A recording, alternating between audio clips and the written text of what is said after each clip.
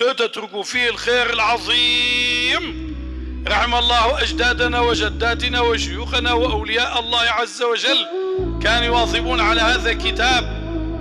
عندما كانوا يواظبون على هذا الكتاب دلائل الخيرات، كانت الخيرات تصب عليهم صبا صبا. كانت المطر تنزل، ربما تبقى شهرا الأمطار في بلادنا، تنزل شهرا كاملا. النسوان تبحث عن يوم فيه شمس للغسيل فلا يجدون الشمس، مطر مطر مطر، وأنهار بردة وفروع بردة وينابيع، كلها خيرات. وهذه غوطة دمشق من عجائب الدنيا الأربعة كلها ببركة دلائل الخيرات، بركة الذكر والصلوات والصدقات والستر والمبرات.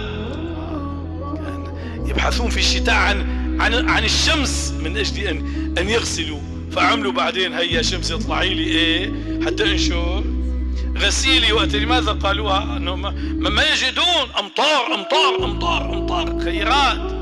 طيب خزائن ربنا انتهت؟ لا والله، لا والله، هذه السحب نراها في السماء، تجري سحاب. من ركب منكم في الطائرة رأى الآن هذه السحب مثل الجبال.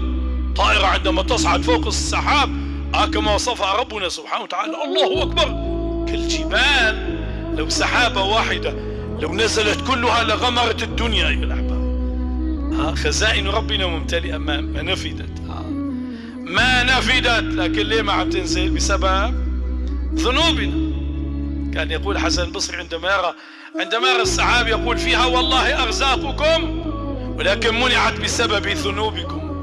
إذا منع الناس زكاة أموالهم منعوا القطر من السماء، ولولا البهائم لم يمطر، ولولا البهائم لم يمطر. هذا الآن الإمام الجزولي في دلائل خيرات يقول هذه العبارات العظيمة في الصلاة على سيد السادات صلى الله عليه وسلم.